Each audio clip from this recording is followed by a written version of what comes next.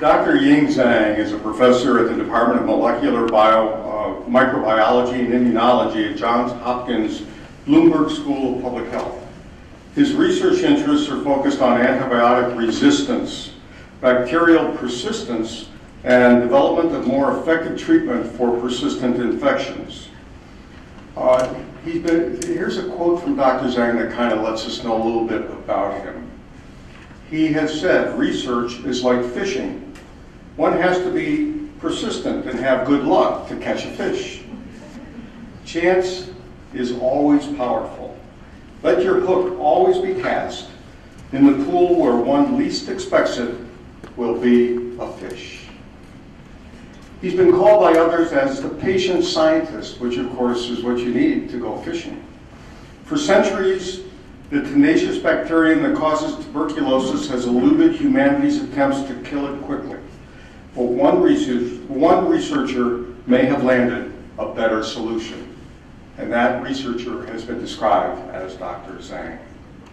He has spent the past 20 years delicately trying to pick the lock of a diabolical tuberculosis microorganism.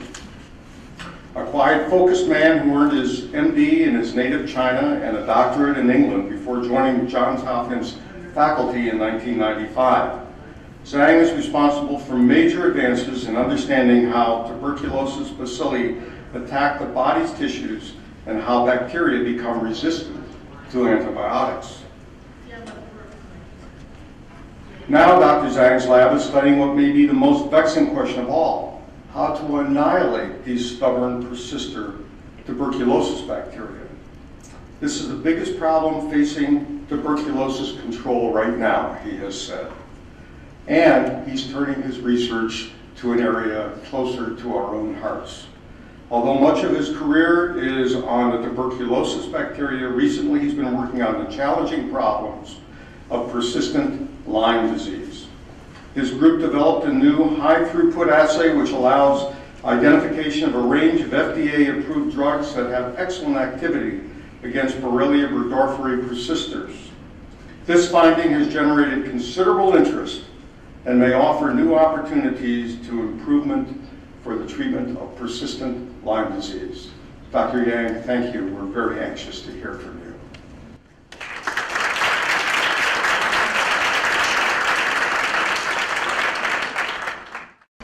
Thank you very much, Greg, for that very kind introduction. It's great to be here. First, I'd like to thank Monty for the kind invitation. It's really very nice to see a full house here, and what I'm going to do today is to tell you about our work on drugs targeting Borrelia Persisters and the implications for improved treatment of persistent Lyme disease.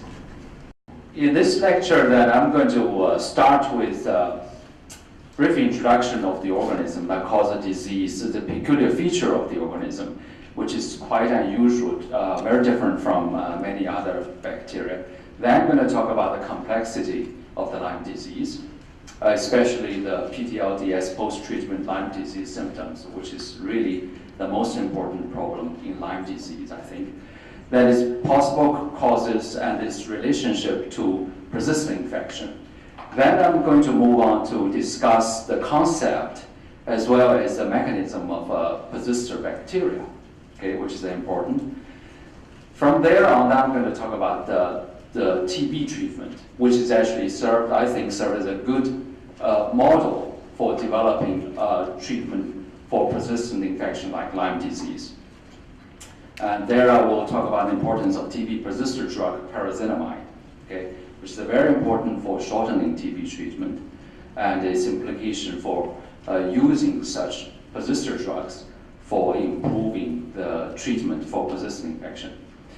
Then I will move on to the demonstration of Borrelia persisters with the organism that causes Lyme disease and the limitation of the current Lyme antibiotics against such Borrelia persisters. Then I will talk about our recent work developing a more effective drug. Initially, we actually developed this high throughput rapid viability assay. With that, method, we were able to identify FDA-approved drugs that have high activity against Borrelia persisters. Then, even with Borrelia persisters that show better activity than current Lyme antibiotics, when they're used alone, they have limited activity. So we found that drug combination approach is more important to completely eradicate the Borrelia persisters. This is all done in vitro so far.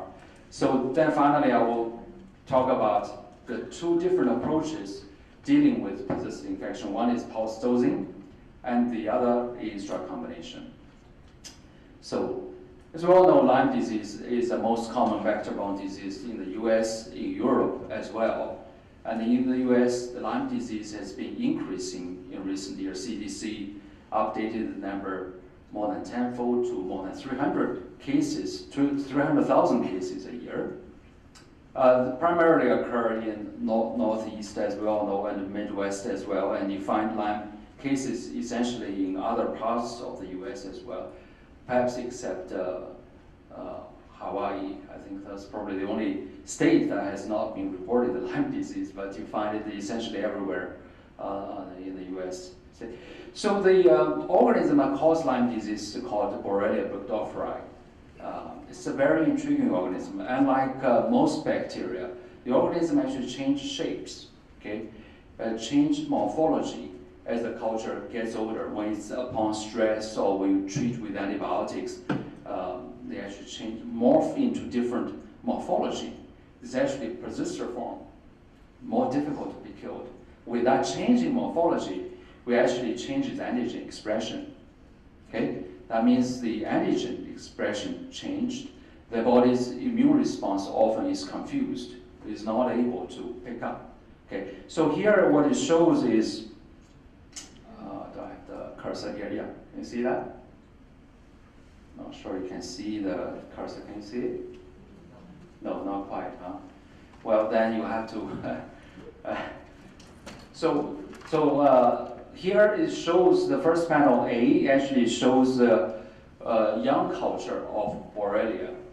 Okay, that's a young culture. That's a log phase 3-day-old culture that primarily in spirochetal form. Okay, which is what we are familiar with. Okay, what's described in textbook. Oh, thank you very much. It's very helpful. Yeah, that's great. Oh, turn off the light in the front a little. Yes, sorry, you can't see the morphology of the spirochete very well because it's pretty bright. But then as the culture gets older into a 7-day-old, from 3 days to 7-day-old, you started to see this change in morphology into this smaller round body form, as well as start to develop this microcolony form. And as the culture gets even older to 10 days, you started to see larger aggregate like a biofilm type of structure. So when they develop this variant round body forms, as well as the microcolony form, they become more resistant, more persistent to current Lyme antibiotics. So current Lyme antibiotics no longer kill such forms, only kill this spirochetal growing form. So we're more familiar with this spirochete form. Okay, oh, that's great. Thank you, yeah. The spirochete form you can see here. But that may not be the most important form involved in disease pathogenesis. Okay, but this round body form and also the microcolony form actually, I think, are more important. But people generally don't pay much attention to these. And these forms, actually, the variant forms are formed under stress and under antibiotic treatment. So here you see this roller coaster slide. Why? Because when the bacteria change, so it confuses the immune system, can cause immune evasion, immune suppression as well, such that the immune system cannot function very well. It can develop all sorts of problems, immune suppression, such that it can be susceptible to other secondary opportunistic infections. So then when they change to these different forms, then it also actually develops into this viable but non-culturable form, which is actually not well understood. That is a persister type of persister bacteria, which is actually viable, but you cannot culture this. With those changing morphology, it can cause all this diverse disease expression, and including PBLDS. I think the disease, the persistent form of the disease, to a much extent, I think has to do with the variant form of the organism. Then because of the changing morphology, then it changes antigen expression, creates problem for diagnosis as well. As you all know, Lyme diagnostics are not very good. Okay?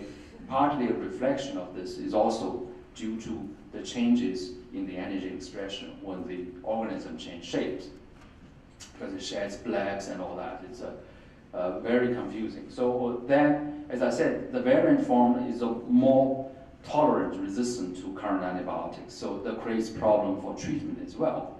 So at every twist and turn, you find unexpected surprises, okay? Unpleasant surprises, unfortunately. So this is like a roller coaster ride, but you find all these unpleasant surprises. So the disease is actually very complex. Lyme disease is a multi-system disorder that affects different parts of the body. Then at the early stage of the infection, it's localized as a Ying rash, then can go on to go into the bloodstream, then get into the early disseminated form, like Bell's palsy, carditis as well. Then get into the late disseminated stages, like arthritis, Lyme arthritis. And then, but 10 to 20% of people that can develop this condition called post-treatment Lyme disease syndrome, which is really not well understood at all. No one really knows what's going on with such patients. Okay. But here I'm using this light spectrum to express the continuum spectrum and the heterogeneity of the disease. Okay. In continuum. So I use this Ying Zhang model here as well. Yang means active form of the disease. Then you have the persistent form of the disease, like Yin. Okay, and these two forms can interconvert. Okay, it's also showing the Ying Zhang model is to express the heterogeneity of the disease as well as their interconversion. Okay. So current Lyme disease treatment, there are two guidelines, as you all know, right? One is the IDSA guideline, which is 2 to 4 week antibiotics. But that's actually only enough to cover up to the mostly the active form of the disease. So the 2-week treatment is mainly for this early stage EM rash. That can be quite effective, okay? For most people. Then this up to 4 weeks with Lyme arthritis, treatment of 4 weeks and 4-week antibiotics is often effective. And then when it's not quite effective, you can repeat one round. Then it often, take care of the problem. However, this 10 to 20%, the percentage may vary somewhat according to different studies. Okay, so it's actually as low as 4.7%, as well as high as about 1/3, 36%. So there have been some clinical trials trying to see whether the current treatment actually works, but they don't. In general, the overall impression is that it don't work very well. So there have been about 4 published studies and 5 clinical trials. So the Klampner studies actually is 2 trials, okay, where they all start with the ceftriaxone treatment for varying times. So in the Klampner trial, you start with ceftriaxone for 4 weeks, then followed by 2 months of doxycycline. Okay, then they have 2 trials because one is seropositive, the other is seronegative. So in that trial, no improvement was seen in symptoms as well as in cognition, unfortunately. So then there's a trial by Krop. 2 years later, then ceftriaxone for 4 weeks, then they report improvement in fatigue, but not cognition. Then Brian Fallon did a trial in 2005 and then showed he used somewhat longer treatment, ceftriaxone for 10 weeks, okay, where he reported the temporary improvement in cognition, well, at 12 weeks, but not at 24 weeks. 24 weeks, then the patient actually come back with still the symptoms. You all probably heard about the PLEASE study published earlier this year in New England Journal of Medicine, where it's a study done in Holland, where they had 280 patients. The study design was somewhat unusual. They were all treated with ceftriaxone for 2 weeks initially. Then they had different arms, placebo, and treatments with doxycycline, or with the third arm with clarithromycin or plaquenil combination for another 3 months. So they don't have an untreated control group, which is somewhat unusual. So they are only comparing whether this continued treatment had any effect at all. So actually, not surprisingly, they don't see much improvement at all. But then you see, when these two studies show improvement in symptoms, that actually says something. To me, it suggests that it's a persistent infection. The antibiotic had some effect, but then not quite enough, not quite sufficient. Okay? So I'm going to come back to this. So right now, this PTLDS is probably one of the biggest challenge facing modern medicine. We can see that because we don't really know what's going on, and patients are sick on the other hand. Because they continue to suffer fatigue, pain, joint and muscle aches, and brain fog, despite the treatment with current Lyme antibiotics. And the symptoms can last a long time, months and years. So what are the causes for this condition, PTLDS? Well, the short answer is we don't quite know. There are different theories. The first one is a host response to antigenic debris. Okay? Because the organism is probably dead and it's only debris of the organism there. The host immune response can cause continued inflammation, disease status. The second theory is autoimmune. It's actually a very interesting study published by Alan Steer's group recently that Lyme arthritis, 4 months later, a considerable proportion of them go on to develop rheumatoid arthritis, as well as psoriatic arthritis. So this is actually, to me, says something very interesting. That says autoimmune disease actually have infectious origin. And it's possible if we treat this condition early, you can stop development into autoimmune disease. So I think this is actually very interesting, very important. So I'm going to come back to that. This is actually has to do with some persistent infection. Another theory is that, well, the inflammation already caused tissue damage, then it cannot be helped because the damage already there. Okay, but that hardly holds because we know the patient can get well and then can get relapses, so it's not really a fixed thing. Then the fourth theory is co-infections, right? In Lyme field, we hear a lot about this co-infection problem. Yeah, that's probably true. There's some very sick Lyme patients may indeed have co-infections. But then what people probably don't pay much attention is this potential secondary or opportunistic infection upon this immune suppression created by the organism Borrelia. Okay? So I think that's likely to be important as well. The patient often do not know what's going on. Okay?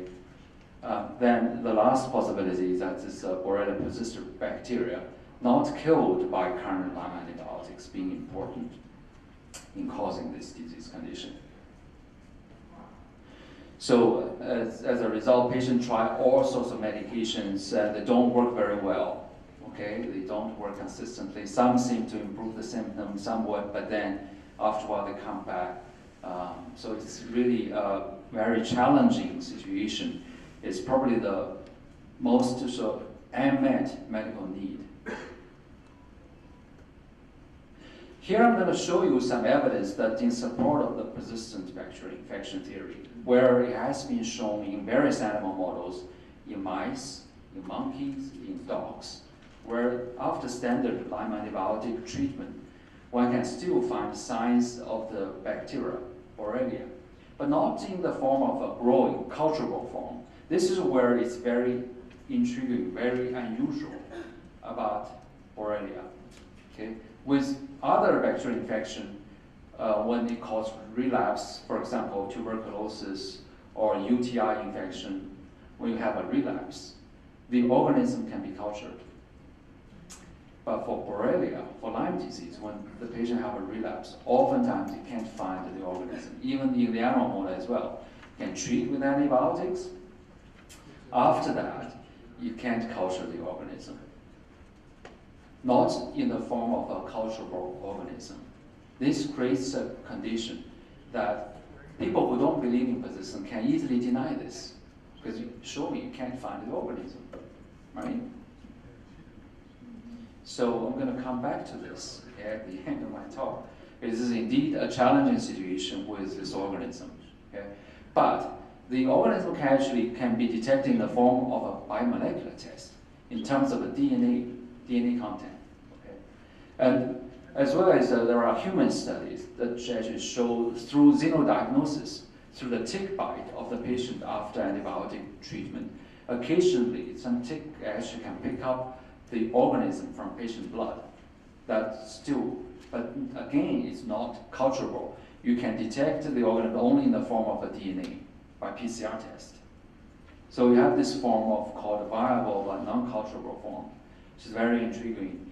So here I'm describing to you this resurgence phenomenon, which is potentially very important and very interesting. What it is that it's a mouse study done at UC Davis by Steve Basel and Amir Hodzic, where mice infected with Borrelia allow the infection go on for 30 days to establish persistent infection. Because if the infection is very short-lived, just to say if you just infect the mice and treat immediately, you don't get the persistent form of the disease. Just like when you treat the EM rash stage, probably it's very easy to treat because the persistent form of the disease probably is not yet established.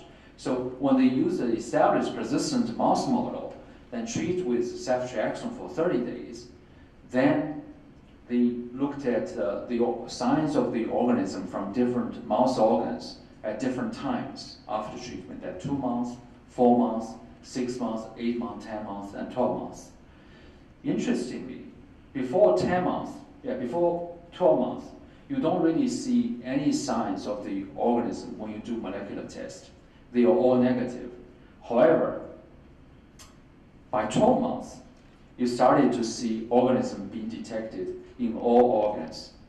It showed this resurgence phenomenon. That means the organism must have replicated, must have grown in a form, but not culturable, but can only be detected by molecular tests, by PCR. So this is a very important finding that really suggests this relapse in a different form. So they even find this spirochetoform in the tissues. However, in vivo, the spirochetoform may not be the most important form. They can develop the variant form, which may be easily mistaken as organelle. People are not used to recognize the variant form of the organism in vivo situation. So it's a very complex situation. So we actually showed not only in vivo, in vitro as well, in vitro, in culture, test tubes, Borrelia can develop persisters quite easily. So here we are looking at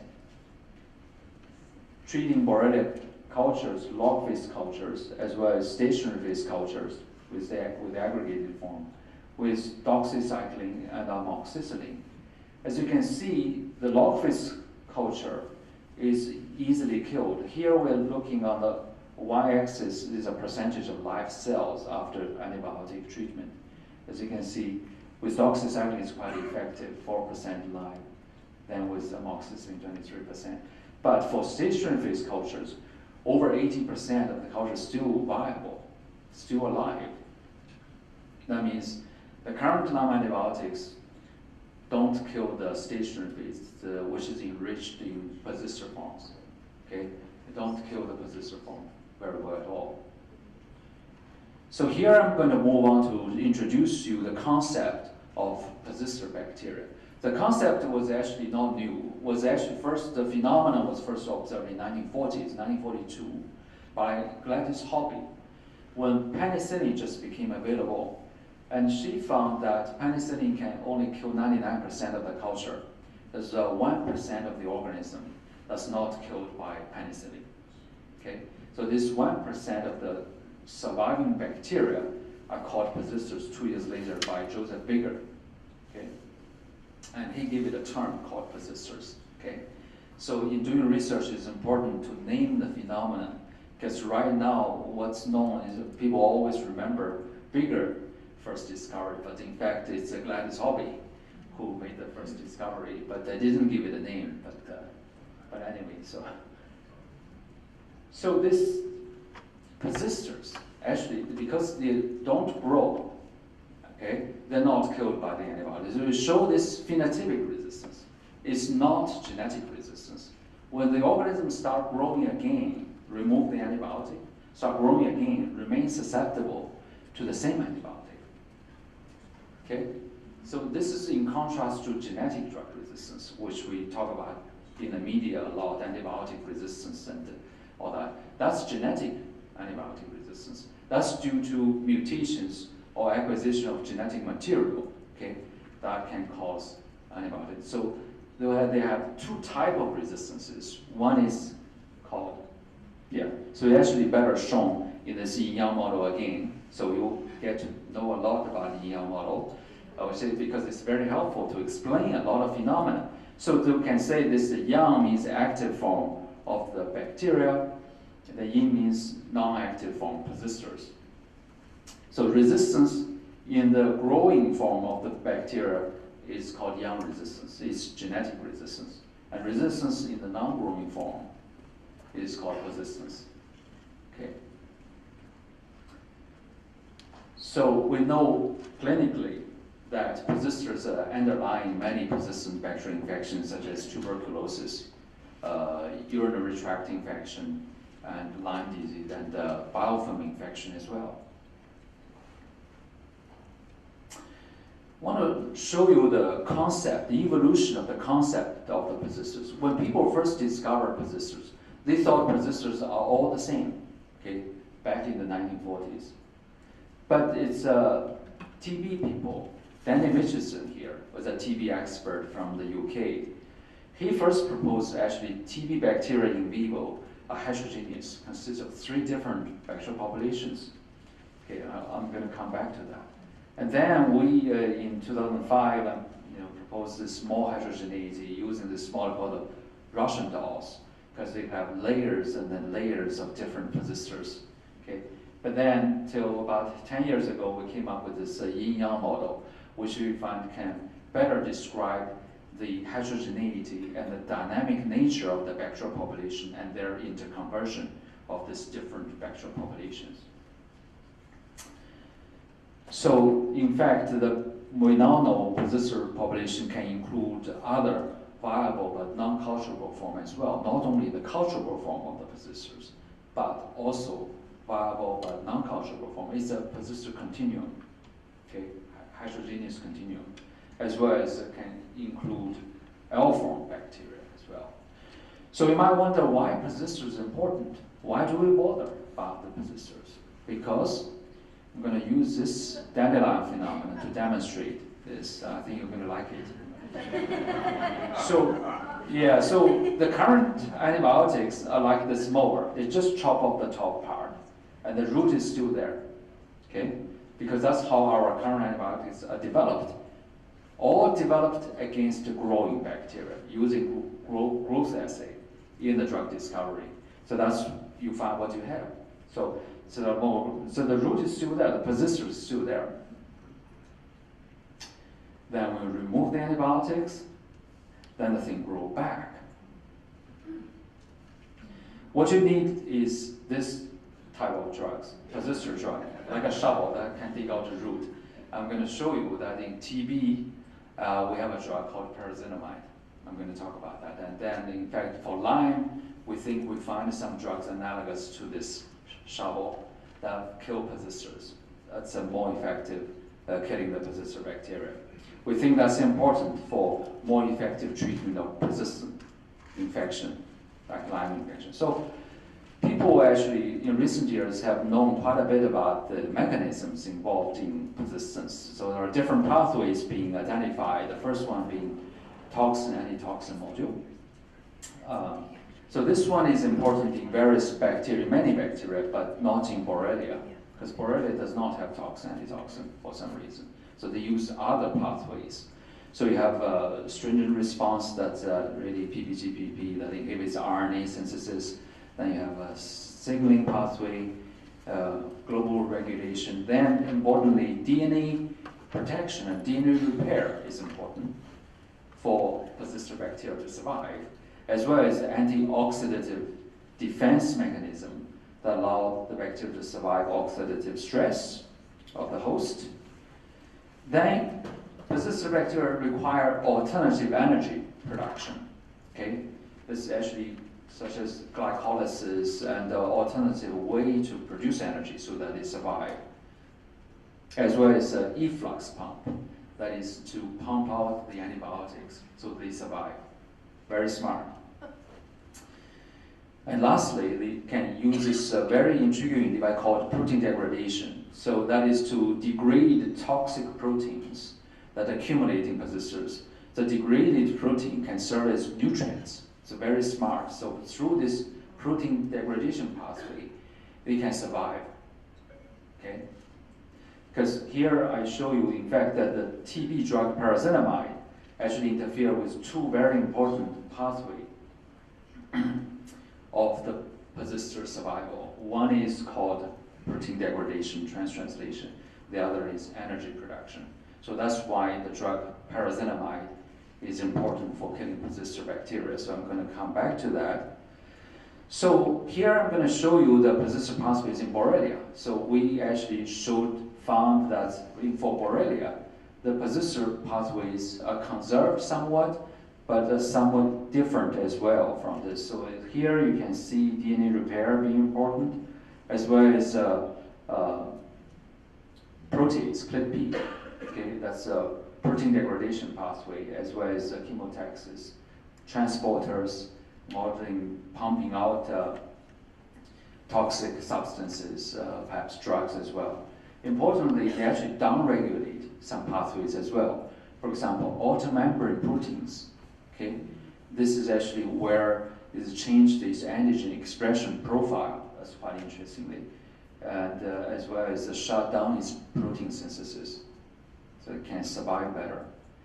That's for amoxicillin persisters. For doxycycline tolerant persisters, then they have similar pathways. As you can see, the CLIP-P, the same. DNA repair pathway is the same, and chemotaxis, transporters pathway is all the same, and the outer membrane. But this is actually quite similar for these persisters that survive two different Lyme antibiotics. So they share common pathways to survive. So these actually may serve as good drug candidates as well as diagnostic candidates, okay, to develop more effective treatment as well as better diagnostic assays, because these are antigens preferentially expressed in such forms. So here I want to digress a little bit, tell you about the TB chemotherapy, how that's discovered, how this actually is developed over the years, and that has important implication for develop a more effective treatment of Lyme disease. So the current TB treatment is a 6-month therapy. You think that's quite long, right? But think before, in the 50s, the treatment was 2 years, was even longer, okay? So 6 months is the best therapy we have so far against tuberculosis, okay? They actually use 4 drugs. They have 2 phases, very interesting. They have 2 phases. One is an intensive phase, okay, with 4 drugs, with azadirachtin, which kills only the growing form of the bacteria. Then rifampin, it kills some growing, some non-growing form. Then paracetamide, which is a persister drug, kill only the non-growing form. Then ethambutol is less important. It also inhibits cell wall synthesis and only active against growing form. So it's actually 3 drugs being most important for TB treatment. Then importantly, we have a second phase called continuation phase of treatment, which is essential because without the second continuation phase, the treatment failure rate is high. So this, I'm sure this has an important implication for developing Lyme treatment, because I hear Lyme physicians just treat, then just stop, right? But that may not be ideal. So it may actually need some kind of a continuation phase or maintenance phase. where you may not need that many drugs, but here the TB example, you just need 2 drugs instead of 4. Okay, so that you still need. So why? Okay, I'm going to come back to that again. The Yin Yang model is going to explain that very nicely. So then for leprosy treatment as well, it's a 6 to 12 months treatment. We have 2 forms of treatment. One is for multibacillary, that is, there are lots of bacteria. Multibacillary treatment is a 3-drug treatment with clofazimine, rifampin, and dapsone, okay, for 12 months. Then we have a paucibacillary form of leprosy, where you treat with only 2 drugs without clofazimine, okay, dapsone, rifampin, that's for 6 months. So here it actually shows you the sequence of TB drug development, starting with the streptomycin. The first TB drug was discovered here in the US by Selman Waxman and Albert Schatz in 1943, okay, at Rutgers University in New Jersey. When streptomycin was first discovered, then the British MRC set up some clinical trials. In fact, that's the first time RCT was developed, randomized controlled trial, which FDA uses to approve any medication, was developed with streptomycin trial by the British MRC. Okay. So in that trial, they were able to show the importance, the efficacy of streptomycin being active against tuberculosis. But they found after continued treatment, they saw resistance development. So then the second drug became available. They found adding the second drug, PES, para-aminosalicylic salicylate, is able to prevent or reduce the resistance problem. Hence, the principle of drug combination is to reduce resistance development. Okay? So TB people know drug combination. So then in 1950s, two probably most important TB drugs were discovered. One is azathionazid. The other is pyrazinamide. Okay, these 2 drugs. But back then, treatment of TB with 3 drugs, streptomycin, PES, azathionazid, and cured TB in 2 years. Okay. Finally, there was a cure, but prior to that, there was none. Okay. So then there was some other, TB drug, ethambutol, that was developed in the 60s, rifampin as well. But they found that adding rifampin to this regimen can shorten the treatment to 9 months. Then adding pyrazinamide and rifampin together can shorten TB to 6 months. That's what we have for TB right now. Then this is just some new drugs, but still cannot replace pyrazinamide, even though they are mainly effective for treating the drug-resistant form of the disease, not so much in terms of shortening the treatment of the disease, because shortening the TB treatment is a function of persister drugs, okay, like pyrazinamide. This has important implication for Lyme treatment. So back in the 50s, people actually know that when they use azathionazid monotherapy alone, treatment for 3 months, the culture conversion rate is only 37%. Okay? So the single antibiotic. But when you use 2 drugs, INH, azathionazid plus streptomycin, then the culture negative rate is 67%. It's better. Okay?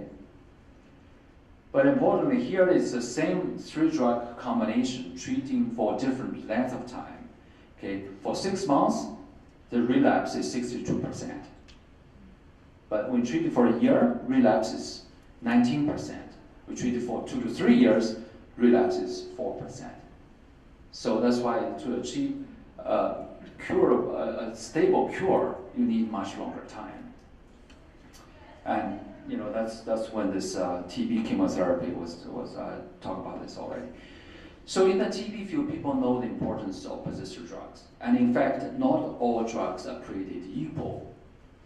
You see here, because there are persister drugs here. So these azathionazid and ethambutol are cell wall antibiotics. These are only good at killing growing forms of the bacteria. So they have no role, they don't kill persister bacteria. So they are not involved in shortening the therapy. Okay? So it's drugs like pyrazinamide rifampin, and more importantly, this recent drug called clofazimine. It's a leprosy drug, which I talked about, right? It's used to treat leprosy, and more recently, used to treat MDR-TB. In fact, WHO proposes to use clofazimine in combination with other TB drugs for treating TB, cutting down the treatment time from 18 to 24 months to 9 months with clofazimine. And we found clofazimine having activity against Borrelia persisters as well. So I think it's likely to be useful. But then, of course, we need to do it step by step. We need to do all these different clinical studies, trials, and see whether they're going to be useful, right? So you might wonder, why do we need to treat the persistent infection like tuberculosis this long, right? People in the TB field know why. Because in the TB field, there is no doubt it's a persisters. It's a persister problem. This is exactly because of the persister drug pyrazinamide. Okay? It's a very unique drug, and I'm going to talk about that in just a little bit. So the drug combination actually serves two purposes in the TB field. We know that one is to prevent resistance, right? The other is to enhance the efficacy of the treatment, because we have a theory called the Mitchison hypothesis, which I mentioned, where according to Danny Mitchison, the different drugs actually kill different bacterial populations. So you have azanas, the cell wall inhibitor, that kill only growing form of the bacteria. Then you have rifampin that kills some population of non-growing bacteria with bursts of metabolism. Then you have pyrazinamide that also kills a population of persister bacteria residing in acidic pH environment. Then you have population D, the storm, we don't have any drugs active against such form. So this theory is actually good to explain the effect of different drugs, inclusion of these different drugs in terms of improving the shortening the treatment and all that. But it doesn't quite explain the second phase, the maintenance or continuation phase of the treatment, right? Because after the intensive phase of 2 months with 4 drugs already, you're supposed to kill all growing form of bacteria already. Then why in the continuation phase, we still use 4 months with azanazid and rifampin? As I mentioned, azanazid is a drug only active against growing forms. Doesn't make any sense, right?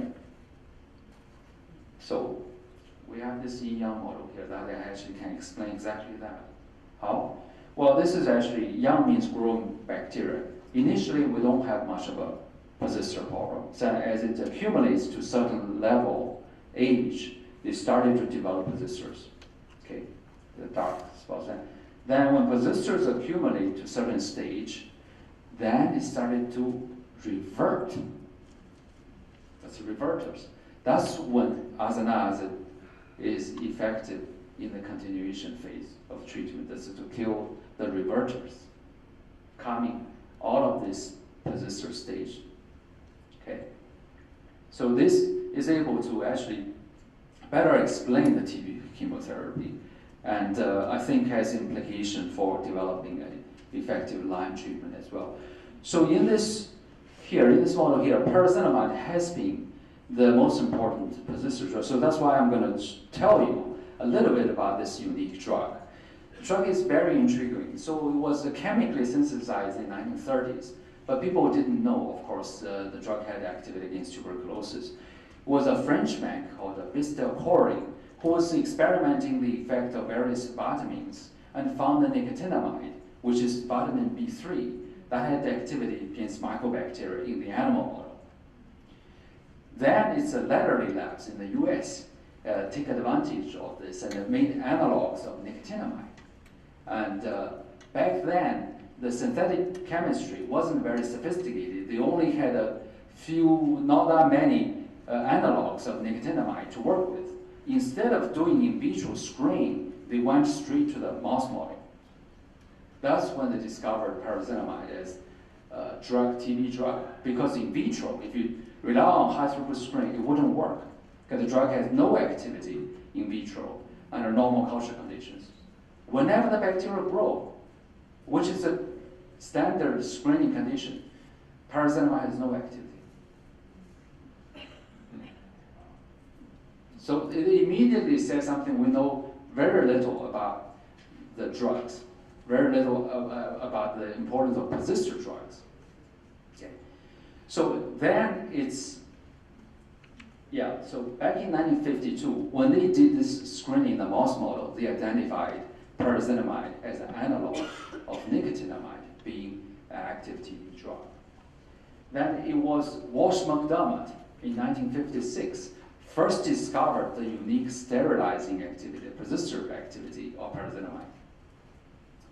So then the British MRC actually did clinical trial based on the mouse study by Walsh McDermott and showed that indeed in humans, in patients, adding pyrazinamide can shorten the TB therapy.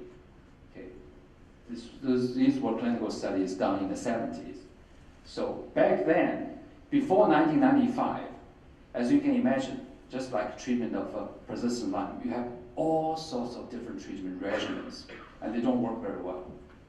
Okay, it is with this, then in 1995, WHO proposed that all TB treatment, all TB has been treated with this 4-drug in combination, azanazid, rifampin, plus pyrazinamide, ethambutol.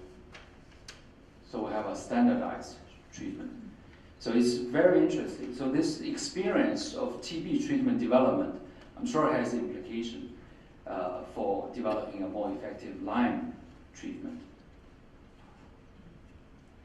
So as I alluded to, the drug is very intriguing. In vitro has no activity when the organism is growing, but at acid pH, the drug shows more activity. But even at acid pH, the activity is rather poor. The MIC, minimum inhibitory concentration, is 50 to 100 microgram per ml, which is very high. In any drug discovery program, no one is going to follow up on such a drug. It's going to be trashed, right? But it's a wonderful drug. It kills persister bacteria, okay? Shortens the TB treatment. Okay? So in a sense, it's exactly the opposite to common antibiotics. Common antibiotics we use today are only active against the growing forms, have generally poor activity against persisters. But pyrazinamide is exactly the opposite. It's only active against persister forms, no activity against whenever the organism is growing, pyrazinamide does not work. And I showed you this dandelion thing, so I'm going to skip that. So pyrazinamide is a shovel. So this man, Walsh McDermott, who first observed the unique persister activity of pyrazinamide. So by the way, he was also the man who actually won Lasker Award for clinical trial of azanazid. And importantly, he also did the first syphilis study. By the way, syphilis is a spirochetal organism, right? It's very similar in many ways to Lyme disease. And he is the one who actually first done clinical studies with syphilis using penicillin. He made very important observation, where even with syphilis, you actually get 10 to 15% of patients, despite penicillin treatment, go on to develop the late stage of the disease. Very, very similar to what we see with Lyme. Here, we don't have a problem with co-infection. Because for syphilis, there is no co-infection. We don't have a tick that introduced syphilis, right? It's a STD. So co-infection, that's why when I talk to physicians, well, depending on who we talk to, but I'm sure co-infections play a certain role. But the disease itself, Borrelia itself, can develop this persistent form of the disease. 10 to 15%, very similar to what we see with Lyme disease. So this is where actually we don't quite understand. This is the most important phenomena with persistent Lyme disease. And you see it with syphilis.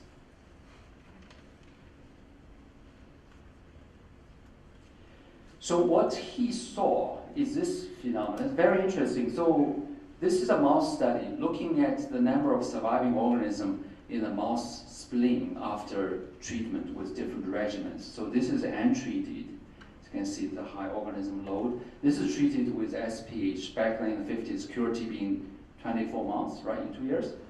So then compared with azanazid plus pyrazinamide, Z for PZD, okay, H for azanazid. So very interesting. So initially, the SPH regimen was better than HZ regimen at about before 3 weeks. But after 3 weeks, then that's when pyrazinamide effect is start kicking in. And it doesn't stop till 60 days, completely eradicated all the organisms in the mouse organ. Okay, this actually shows this very unique sterilizing activity that's not there with the other regimen. So in terms of a mechanism, how the drug works is very different from common antibiotics. Okay, so they actually inhibit energy production, okay, and as well as inhibit the process which I talked to you already, protein degradation, okay, allow the more toxic protein to build up. So these other green boxes are the current antibiotics. They act on cell wall protein synthesis, nucleic acid synthesis, and all that. But pyrazinamide does none of that. It actually inhibits persister pathways. That's why it's effective for killing the persister form of the bacteria. It's actually quite different. So that's why even with current new TB drugs, they cannot replace pyrazinamide. They all have to be used together with PZD. So this is where I would like to mention that we would like to apply this PZD principle for treatment of Lyme disease. But the problem is we don't have persister drug. When we started, we don't have the PZD equivalent in Lyme disease antibiotic when we started. So that's what we wanted to do. Because with the experience of pyrazinamide, we know the importance of persister drugs. So we wanted to develop persister drugs for Borrelia. That's what we did. So I'm going to move on now to back to Borrelia work. Now that I'm done with the TB, why persister drugs being important, all right? So initially, when we started, we don't have a persister drug for Borrelia, right? So we have to develop an assay that allow us to do high throughput drug screen. So we were able to develop a cybergrain PI assay that is here, as is shown here, which actually stains the spirochete quite nicely. So the green cell, the cybergreen stains live bacteria green, and the PI dye stains the dead bacteria red. Okay, so this is our screen, our stain, cybergreen PI stain, which is quite nice, very clear, low background. This is the current live and dead stain commonly used in the field to detect Borrelia. Okay, which has a high background problem, cannot be used for drug screen because of this. So, but with our stain, we're able to use this cybergreen PI for high throughput drug screens. So we were able to identify a range of drug candidates that are better than current Lyme antibiotics. And also importantly, this is the first time we were able to rank the relative activity of current Lyme antibiotics against Borrelia persisters. This couldn't be done before, because without such an assay, you can't rank or test or measure the relative activity of current Lyme antibiotics against the Borrelia persister forms. So with this, then we can see actually amoxicillin and doxycycline are not very active. So here we're looking at the percentage of viable cells. So the higher the percentage, the less activity of the drug. Okay? So the lower the percentage, the more activity of the drug, right? So as you can see here, this current Lyme antibiotics are not very good. So still after treatment, still have a 60 to 70% cells alive. Okay? Among them, very interestingly, tetracycline is more active than doxycycline. This is actually consistent with clinical experience. I don't know whether you heard about Sam Danta's work with a Lyme physician who actually shown clinically that tetracycline is more effective than doxycycline. This is actually shown nicely by our assay here as well. Then we know that we have this persistent late stage of the Lyme disease treatment with ceftriaxone, rosuvastatin, right? Here you can see that very, very clearly as well. This rosuvastatin ceftriaxone, is quite active. It's actually more active than the other Lyme antibiotics, which is also shown in our assay. Okay? Interestingly, cefuroxime, is even slightly more active than ceftriaxone.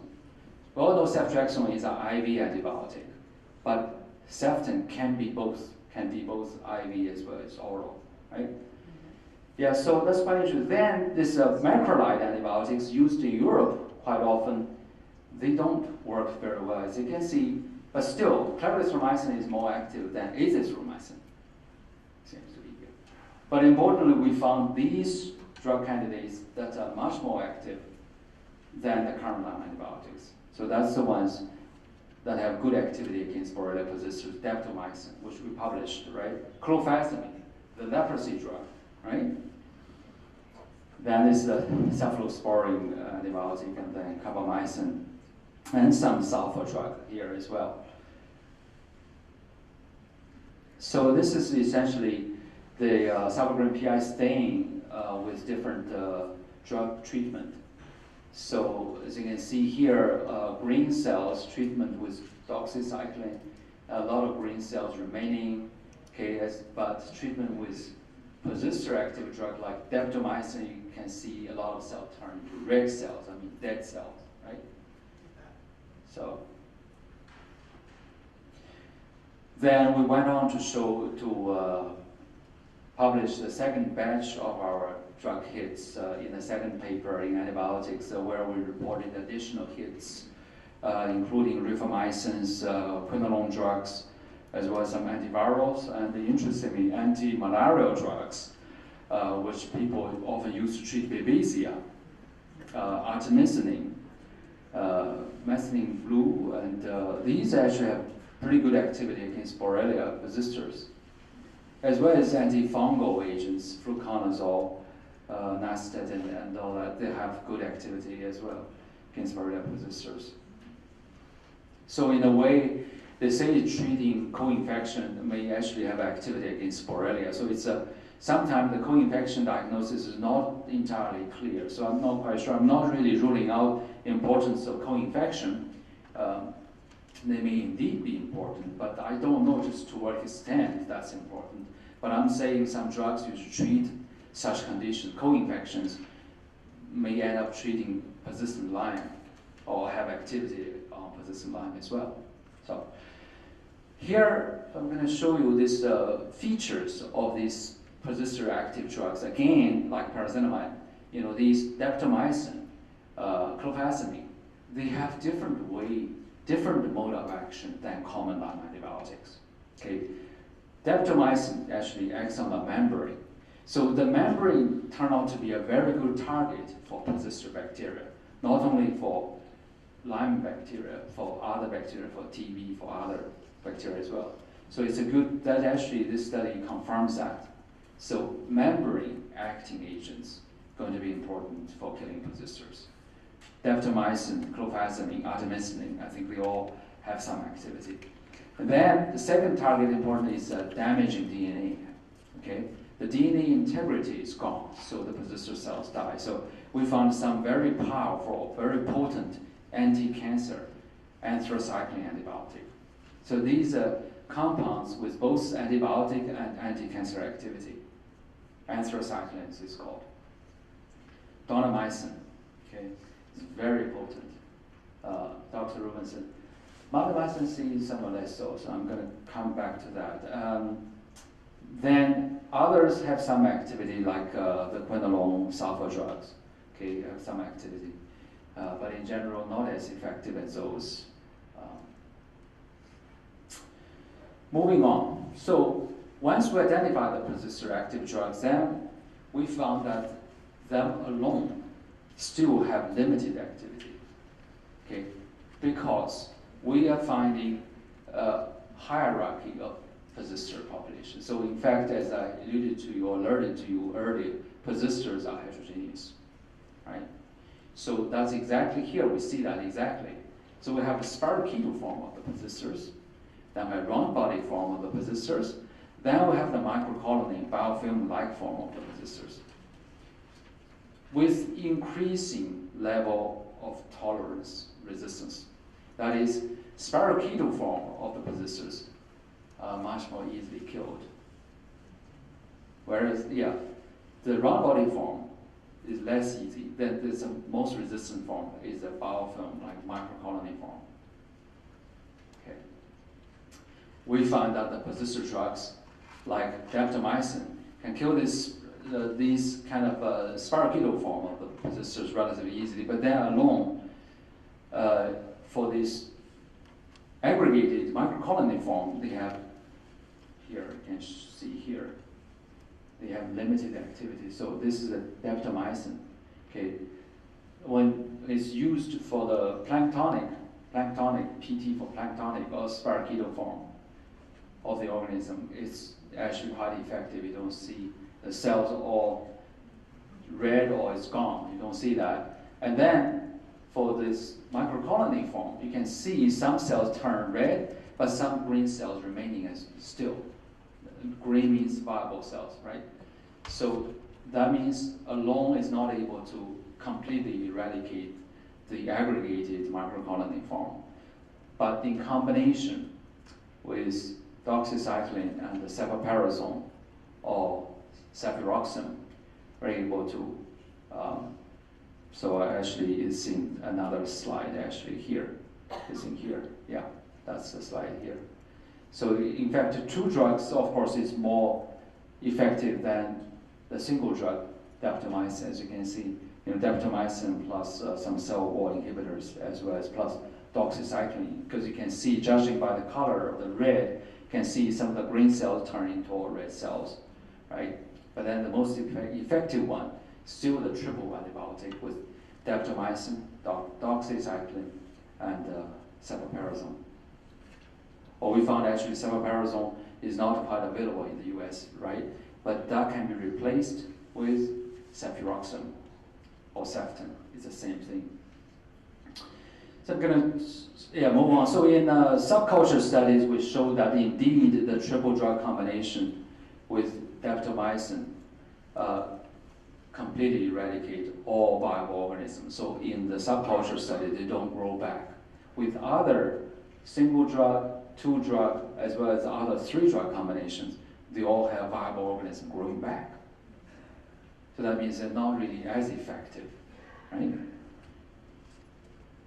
So here we actually compared relative persister activity of three persister drugs, daptomycin, donomycin, as well as mitomycin C, at the same molar concentration of 5, 10, and 20 micromolars. As you can see here, the most active one here is donomycin. Okay, even at 5 micromolar, 10 is all turned into red cells. Daptomycin is only at 10 started to show good activity, but mitomycin C, even at 20 micromolar, it's all green. That means it's not really that good. So with this, then we went on to do some drug combination studies with this three drug candidates as well. And in fact, indeed, we found only daptomycin containing drug combinations, as well as donomycin containing triple drug combinations, is able to completely eradicate the Borrelia persisters without any growth in subculture studies. So recently we went on to show that we actually went on to screen drugs active against the round body form. So in the Lyme field, I'm sure you heard about cyst form or round body forms being important, right? So because of that, we developed a round body form of Borrelia persisters by treating the culture with amoxicillin here, very interestingly. So this is an untreated, mainly in spirochetal form, as you can see. But treatments with amoxicillin turn them into round body forms. And these round body forms are still alive. And when you do subculture, they grow back. So that means, as you can see, these current Lyme antibiotics, they kill some, but then they turn quite a number of them, into these round body forms, into persister form. and into persister form, then they can grow back. It's still viable. You remove antibiotic, that's potentially relapse if it's in vivo situation, right?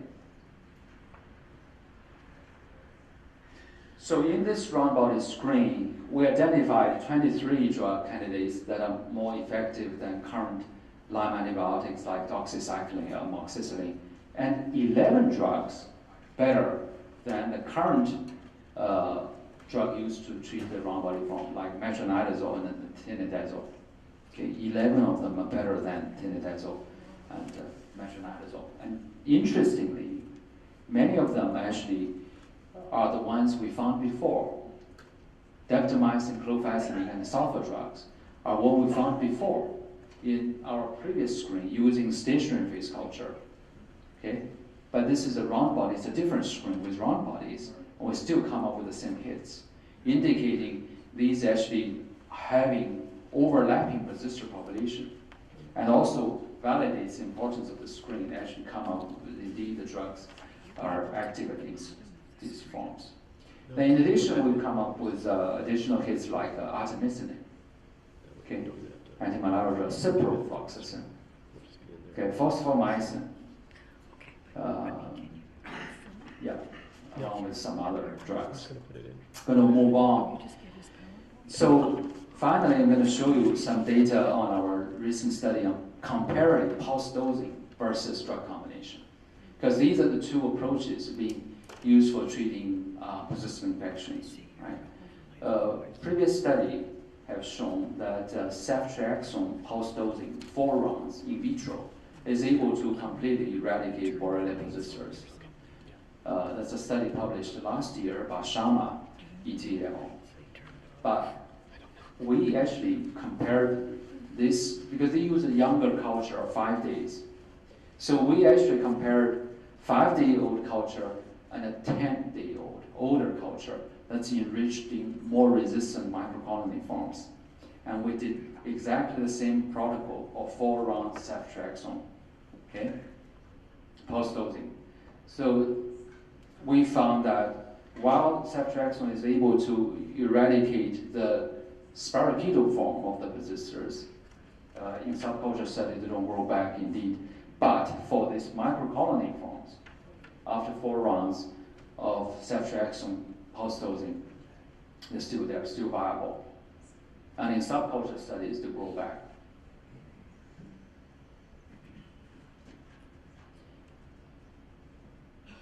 We went on to compare different drugs in post-dosing study. Here we have this, we tested doxycycline and the daptomycin, the persister drug, right? But surprisingly, the persister drug doesn't like post-dosing. In fact, in post-dosing it got worse.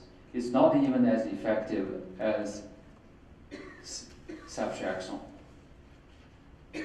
or cefuroxime, because judging by the percentage of viable cells, you can see here this is 40-some%, and here's 60% some viable cells, or more viable cells. So that means persister drug daptomycin is actually worse in post-dosing.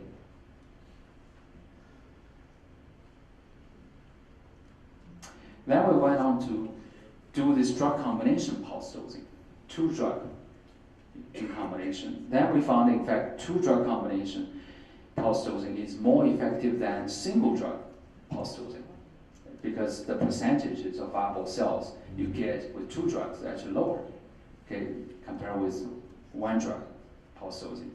But still, they actually grow back in subculture studies. And we found, in fact, the triple drug combination that eradicated the Borrelia persisters, even the microcolony forms in previous study, in post-dosing, it didn't work. As you can see, the triple drug combination, we use post-dosing 4 rounds. In subculture, they grow back. But the most effective one is the 3 drug combination without post-dosing. Just have to leave it there throughout without really letting go. So what is post-dosing? So the post-dosing is a way that's actually, the way it works is that to treat, okay, Borrelia cultures for 5 days, okay, with ceftriaxone. Then you remove the antibiotic, you wash away the antibiotic, and resuspend in antibiotic-free medium, allow the organism to revive. Then followed by another round of 4 to 5 day antibiotic treatment. Okay? Then you remove the antibiotic, allow the organism to again revive for 1 day before you hit with a third round. So you repeat 4 rounds, right? Then that's post-dosing, right? But with that kind of approach, it doesn't seem to work for this persister drug, the triple drug combination. We found it works most effectively. This is actually consistent with the TB treatment experience because TB people tried all sorts of drug dosing, drug combination, as well as different dosing schedule. And they found, in fact, it has to be given consistently without intermittent treatment. So TB people tried intermittent, so equivalent to sort of a post-dosing. I know there are different theories about post-dosing. In fact, I know many Lyme physicians actually use post-dosing, partly probably because patients cannot tolerate these kind of continuous use of this powerful antibiotics.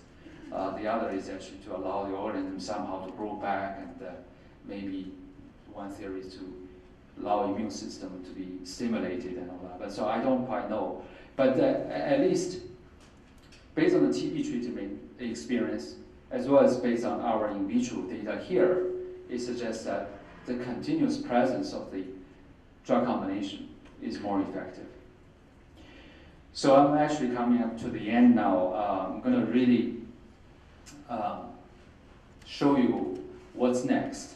Okay, so that is whether we can really develop a more effective oral regimen. So the daptomycin persister drug, although powerful, is an IV antibiotic.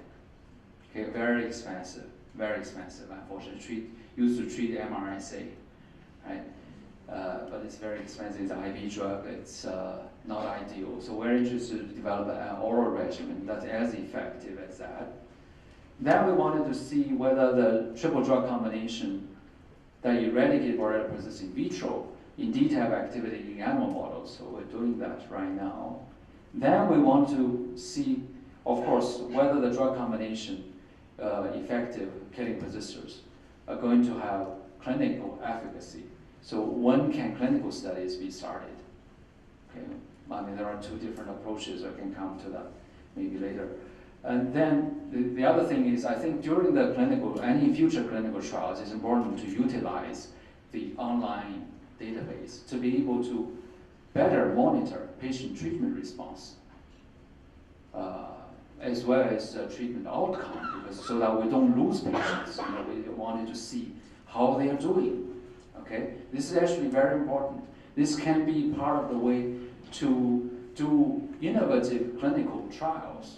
When you have limited resources, when you don't have government funding, then it may be possible to sort of, do things like that, and on a small budget, if you can use your resources. So then we want to, of course, try to address the role of the co-infection and the opportunistic infection in PDLDS.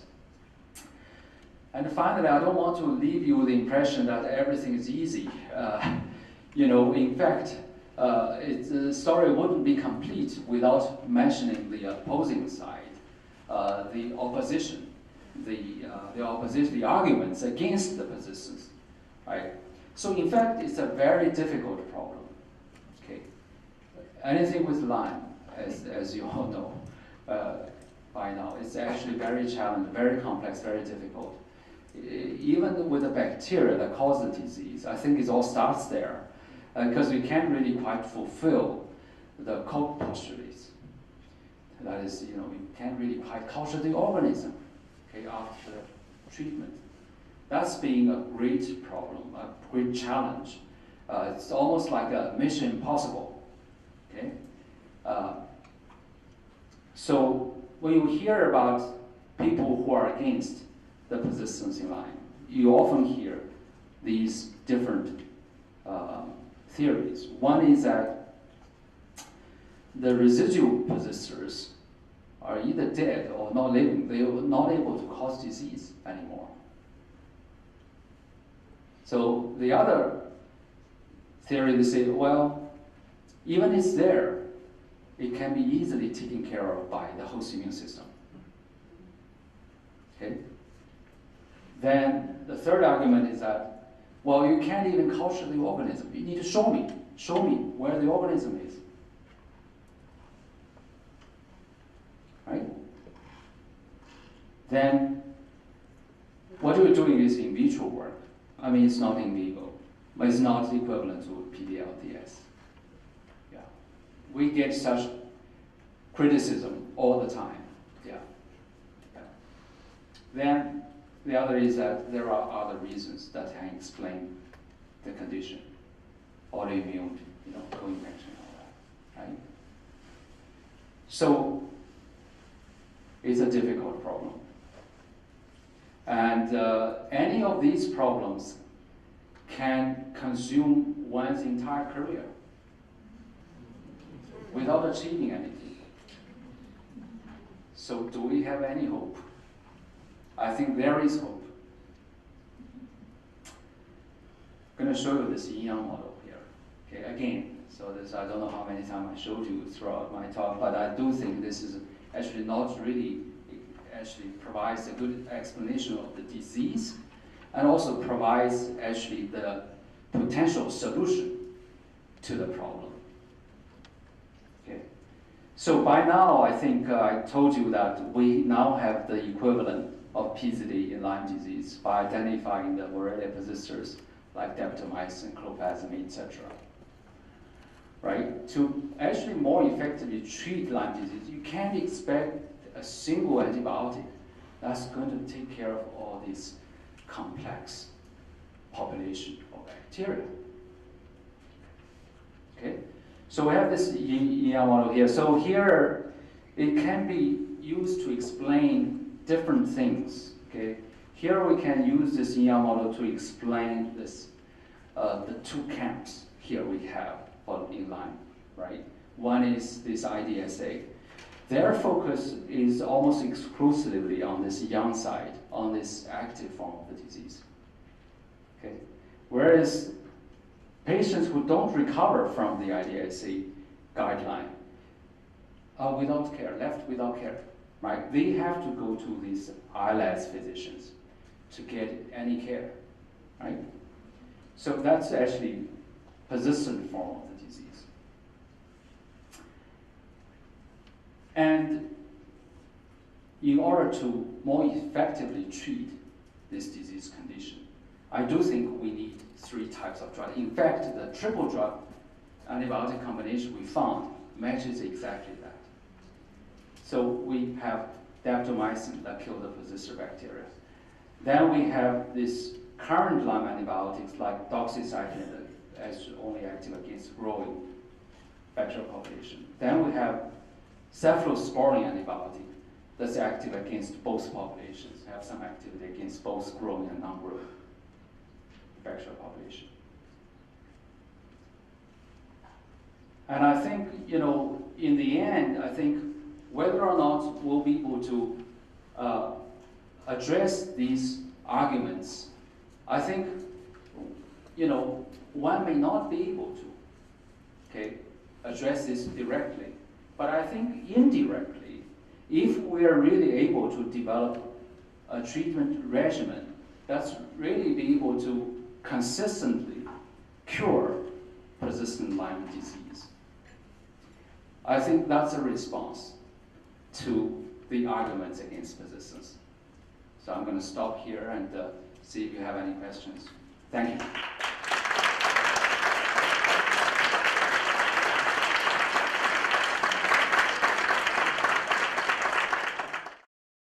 Is your presentation any published, or can I get a copy? Yes, of course you can get a copy.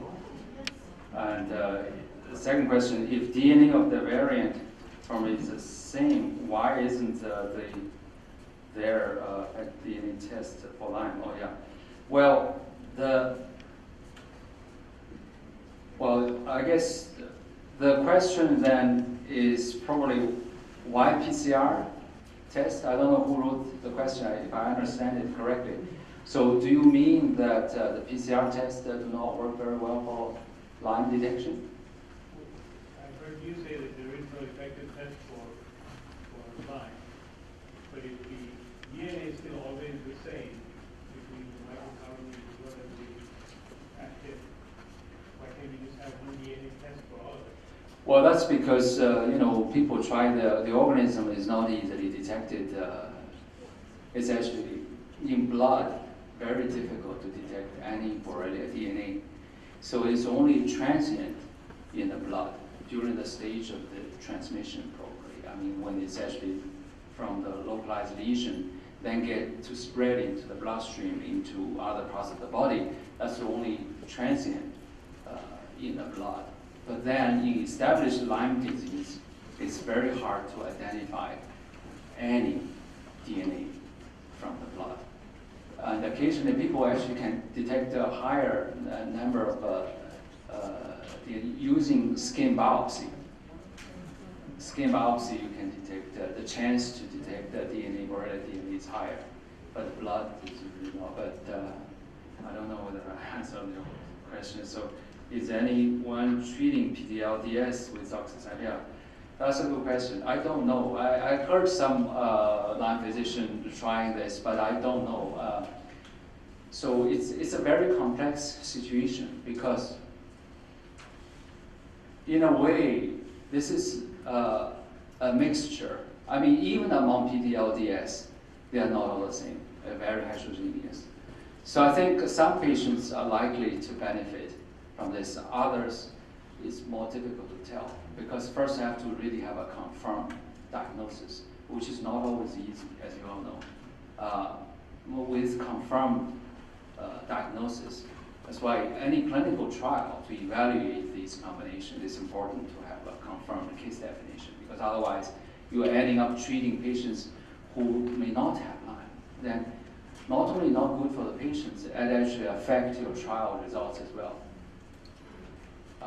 So it's a complex issue. So that's, well, I guess so many, I don't know. Is daptomycin affordable? Yeah, well, it's a very expensive drug. It's used for treating MRSA. But I mean, this all depends. I heard some physicians are able to get it covered through insurance, but I don't know. So I'm not treating Lyme patients, so I don't quite know how to do that. So the cost, of course, I mean, the drug, daptomycin, is very expensive. But the other two drugs are currently Lyme antibiotics, by the way. So it's a persister drug. Do you consider the nanotrap reliable? Oh, which is the diagnostic test done at George Mason, right? Yes. Yeah. Well, I saw Lance a couple of days ago, actually, at RLS conference. So I think it's an interesting approach. I don't do diagnostics. I think certainly all these different diagnostic tests are welcomed, and but needs properly evaluated. So I'll leave it at that because I don't have a lot of experience with that. So the next question: do you ever see patients? I do not, unfortunately. I only do research. Yeah, but at Hopkins we have a Lyme disease center. Dr. John Alcott, he gave presentation here before, right? Twice, okay, yeah. So he may be the one you can ask regarding treatment-related issues. So testing, could your staining be used for patient testing? Yeah. So the cybergreen PI staining we have is a lab tool which we use to assess the viability of the organism after drug treatment. So cannot be used for diagnosis of patient at this stage.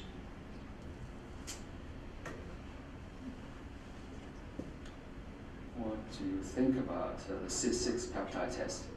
Yeah, C6 peptide is actually an interesting test. It actually seems to be better than this ELISA alone in early Lyme detection by improving the sensitivity maybe about 10%. But still, it's not quite enough to detect. So detecting the early form of the disease has been a challenge. By early form, that means within 30 days of the disease onset. It has been very difficult because within 30 days, the antibodies are not well developed. So within this window,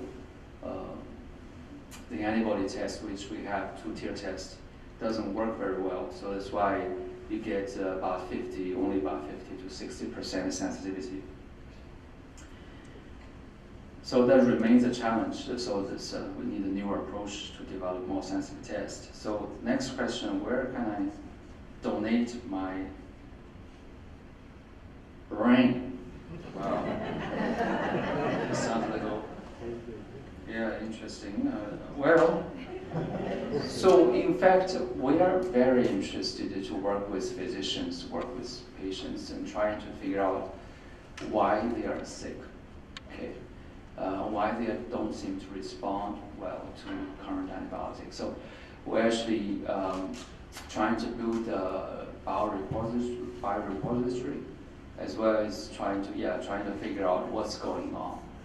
So I mean, I think those who are interested can maybe send Monty, email, so maybe she can coordinate. If that's okay.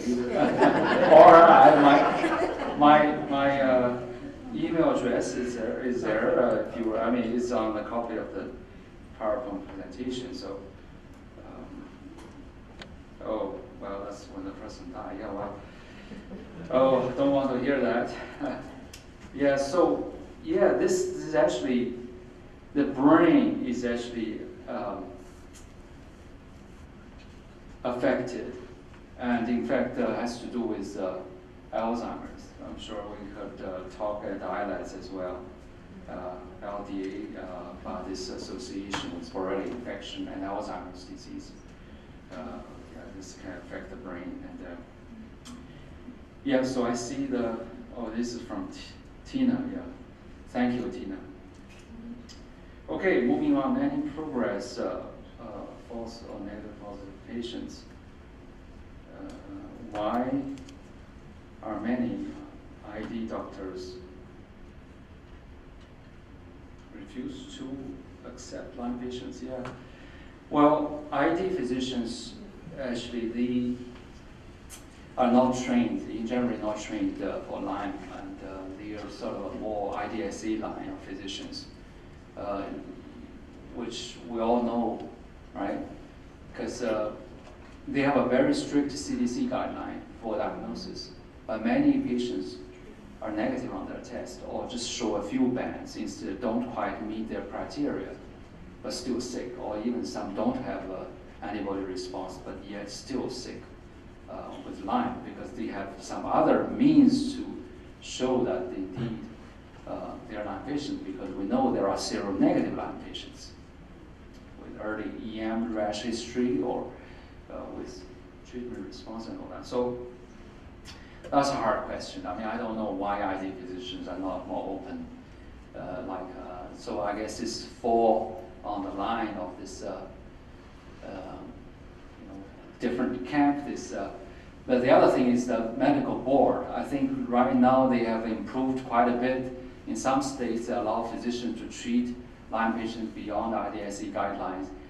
But in many others, I think, I don't quite know this to what extent this has been improved. But I know some states have removed that requirement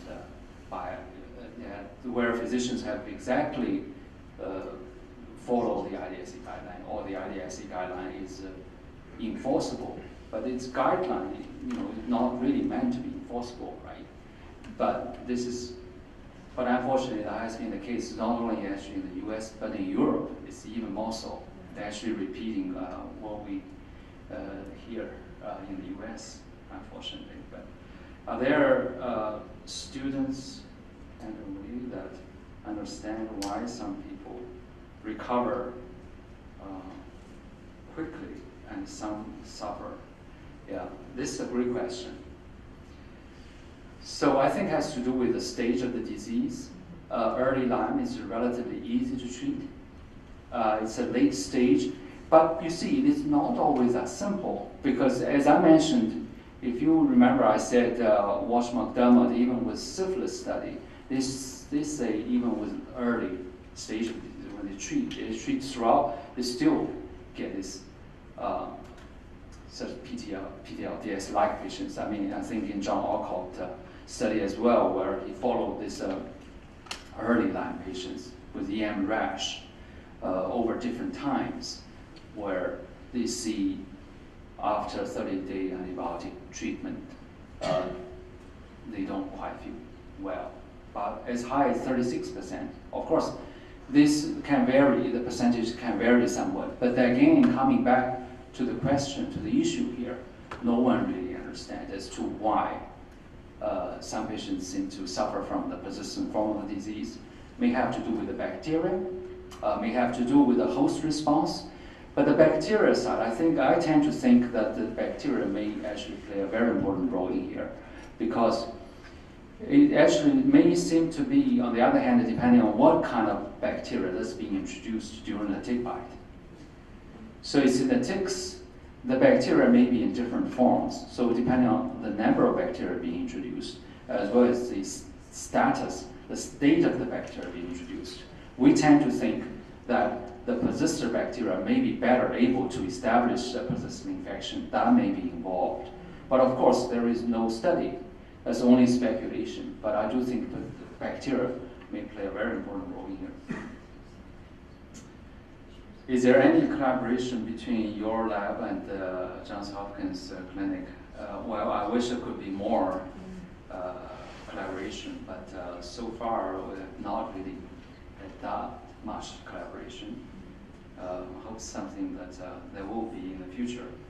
So the next question, is there a time limit to be treated for Lyme? Time limit. For example, if you had it from 6 months or 4 years, is there any time limit to be treated? Well, I mean, the earlier the better. If you can find you have Lyme, and of course, you should, whenever you know you have Lyme, you should start. But of course, in many cases, patients don't know they had Lyme. Quite some time down the road, a month or even years down the road, they discover they have Lyme, but that they can only try.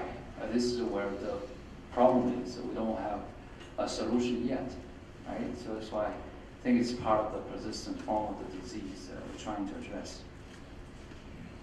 How long can a persister stay inactive? Well, essentially indefinite. So clinically, we can only achieve a clinical cure. Even for tuberculosis, we can never say we have a bacteriological cure, because you never know when the organism comes back. That's true for TB. You can only talk about the chance. In fact, for persisters, again, here there's a problem of hierarchy. You have different layers of persisters. So you have those that sort of tend to be more active. Okay, that may come back sooner. Whereas you have those that are really, really dormant. Here I'm talking about a matter of a degree, a hierarchy here. So there's a really low hierarchy one. The chance of coming back is very low. Similarly for the disease condition as well. So you have a disease that's really treated, that form is really pretty low. The chance of coming back is low, of course, has to do with the host immune response. So the answer is it's hard to tell. Do you anticipate to Herxheimer reaction to be as more severe? I don't know this what the question is. Anticipate Herxheimer reaction to be more severe with the persister treatment? Yeah. Yeah, I think, in the field, I'm sure you all know it can vary, okay, depending on the organism load. If the organism has a relatively higher load in vivo in patients before the treatment, then upon sudden contact with antibiotic, with a cocktail of antibiotics, actually may have this Herx reaction, right? But then the Herx reaction may actually die down as the number of organisms gets lower, especially in this late. I mean, if the antibiotic treatment worked, okay, down the road, if you may get less and less of a Herx reaction because the organism actually gets lower and lower in number. Wow, still quite a lot to go through. Well, so many questions. Did each one of you produce a question? Well, what is an estimated time frame for going from your research to FDA-approved drug? Well, this is actually all FDA-approved drugs we're working with right now. So it's not a matter of safety. It's a matter of clinical studies. At what stage should we go on to clinical studies? Right now it's in vitro in test tubes. And there are two different schools of thought or approaches to this. One is that because they are FDA-approved drugs used to treat other infections or other disease conditions, one should be able to use these as off-label use for treating persistent Lyme. So that may be some physicians or some Lyme physicians are doing so.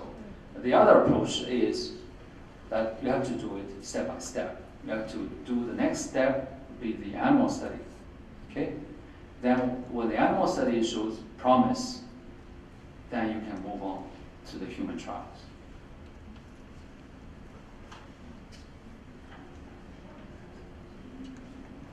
Some of the biofilm research, such as the Montana State University, has looked at OTC agents to disrupt biofilm diseases, such as cystic fibrosis, etc.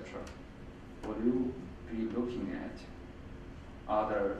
Yeah. So these are actually quite interesting. I think biofilm infection is very important. The current antibiotic is not very good. I think agents that can disrupt biofilm may help to some extent. Yeah, but still have to be used together with the antibiotics.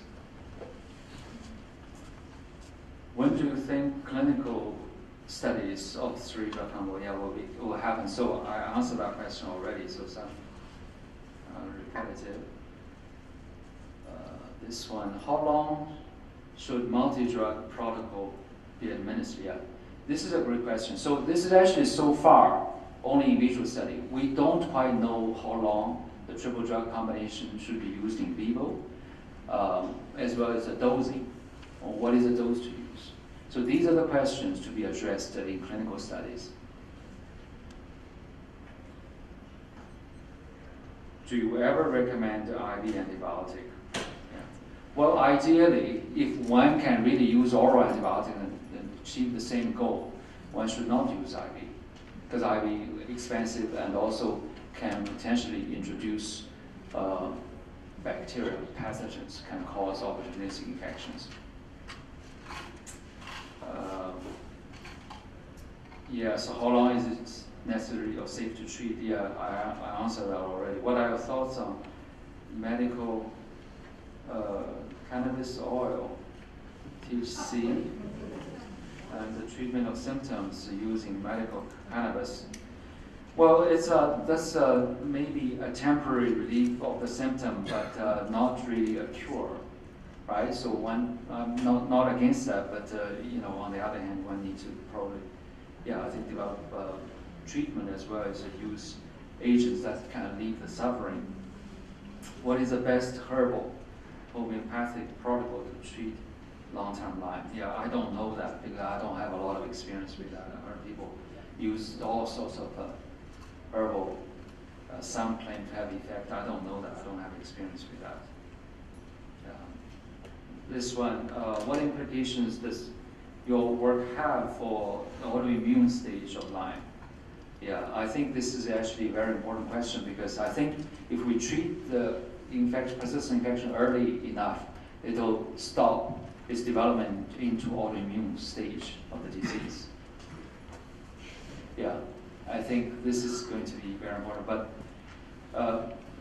on the other hand, I think they also say something about the autoimmune origin of the autoimmune, as well as likely future treatment for autoimmune, if we can identify drugs that are active against such forms, right?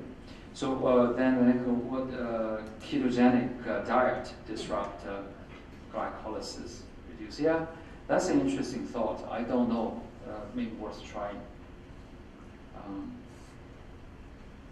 This one, how does latent TB compare to Borrelia, persistent Borrelia infection? Yeah. Latent TB infection is a TB and it's a different organism, but in terms of the host response, they have different levels. I'm sure in the TB field it's very sophisticated. People know that latent TB infection of different varying hierarchy. So you have those that are really, they call percolating, they're on the verge of becoming active disease, and you have those that are really no chance, or the chance is maybe 1% or 0.1% of ever coming back. So we have a whole range of the spectrum of latent infection. It's actually much more complex than we realize. The TB people are actually seeing that. I'm sure this applies for Lyme as well. What do these drugs do to prevent dysbiosis? Well, dysbiosis or leaky gut. Oh, yeah. Dysbiosis. So, due to. Could they make it worse? Oh, well, yeah, these antibiotics, yeah, like IV antibiotics.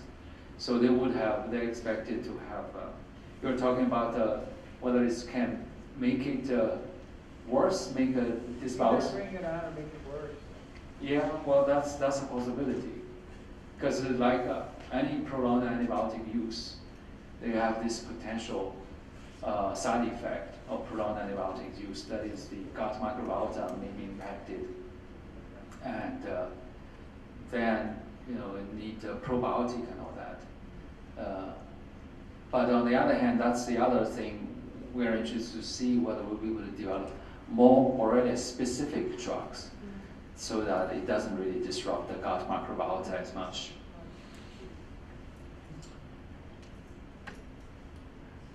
What growth medium do you use to grow Lyme spirochete? Yeah, we use BSK H medium. How easily or difficult is your spirochete to grow outside the body as compared to other? Yeah. So Borrelia organisms are very difficult to grow outside the body. Once they adapt in vivo in the body, we try to get them out to grow in vitro. It's very difficult, extremely difficult.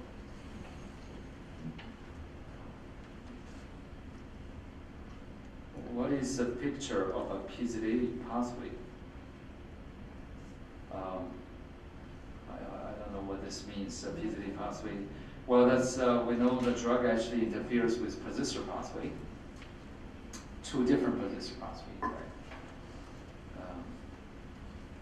Have you looked at, or do you plan to look at drug effective against heterogeneous microcolony biofilm form of persisters? Yes, that's in fact what we are doing right now. Thank you for the question. And why are you not testing the efficacy of oxidative therapies, ozone, IV, hydrogen peroxide, UV, blood irradiation of persisters? Yeah, that's a good thought. In fact, we are open to testing all these different other than antibiotic, like these other agents that may have activity on the Borrelia persister. We're indeed willing and happy to test these if you can provide them. Yeah, because we don't quite know really get access to this. Sure, we're open. Are you concerned about the serious side effects associated with daptomycin? Yeah. I mean, to some extent, because it should be. It's a risk and a benefit balance here, right? So physicians have to make that decision as to whether the patient is likely going to benefit from such use. Are you aware of any relationship between Lyme? Oh, nice. And,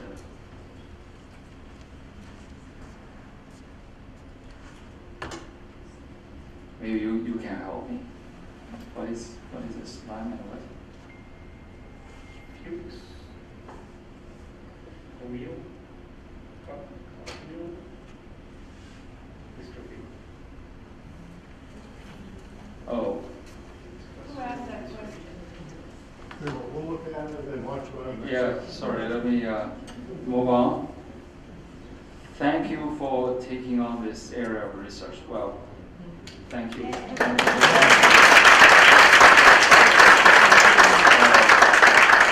Other work we funded under new GHU Lyme program. Yeah, GHU does not provide funding for Lyme research. We recently got funding from Cohen Foundation, who's actually very generous to provide some funding for us. We are very grateful. Of course, we are very grateful to Monty, well, That's one of the this questions. actually, yeah, this is here actually. Just to apologize, actually forgot that net capital Lyme is here. Okay. Yeah. Sorry, forgot to show this. He actually funded last year. Right. Dr. Zhang's research, and you'll be hearing more about that. Really appreciate your support. I think it's important to say that we've got, I think about $10 million in research funding. The group did. For GHU as a whole, and mostly for John Alcott clinical studies. Did you get to 2.5 million? Yeah. So my question to you is, how do you see that you're going to be utilizing that particular fund, if you wouldn't mind sharing? No, I mean, not at all. So we actually we sent in a proposal. The 2.5 million is over 5 years, so around 500K each. It's like a 2-hour grant, which is actually quite nice. That provides good stability for us to try new things. Because that's, of course, with that support, that's not just a blank check. We have actually a list of specific aims, very detailed. They ask us to give quarterly report, which actually we do it every 3 months. So it's actually very important, stable support. So with that money is supposed to only to fulfill the specific milestones, specific aims specified in that grant. So with that kind of support, I mean, that's very important for us because we can do some side project as well. But of course, with any new additional work, we would need additional support because that's a Cohen grant only to support that part of the activity, which is actually specified in the grant. So for any activity beyond that, we would need additional support. Yeah. Did the Cohen grant, was it specific for Lyme and tick-borne disease, or? Yes, so the Cohen grant is actually to allow us to evaluate different drug combinations, developing an oral form. At the time, using a relatively small number of drugs, I mean, at the time we identified. So we actually right now screening module we identified since new drug candidates. We plan to do that, but that's not covered by the Cohen grant. So that's why we're trying DoD funding. We're trying NIH funding as well to cover. So it's like this. So it's like franchise. I think John Alcott used the word franchise because a slide study is analogous to this, where the kind of activity is similar, but just different scope. So I think he's just going to develop more sites, recruit more patients with the coin support, while we are expanding it onto different drug candidates, different type of tests, where the activities may be quite similar. So that's. Thank you.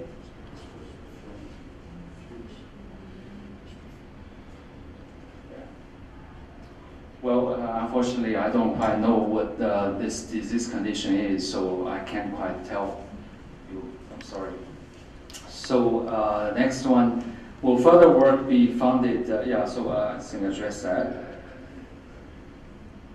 This rapid screening method. You addressed it, sir. Okay.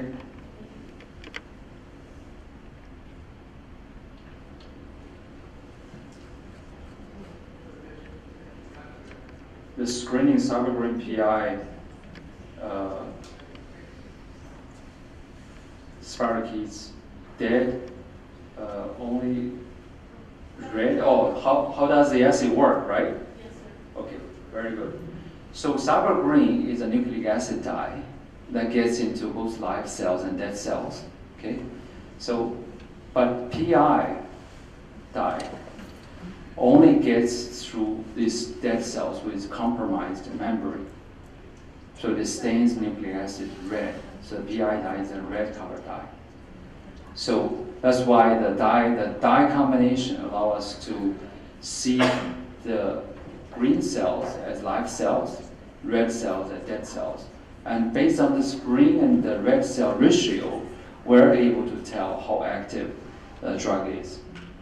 So we can quantitate. This was not possible before, so we were able to do this using our assay.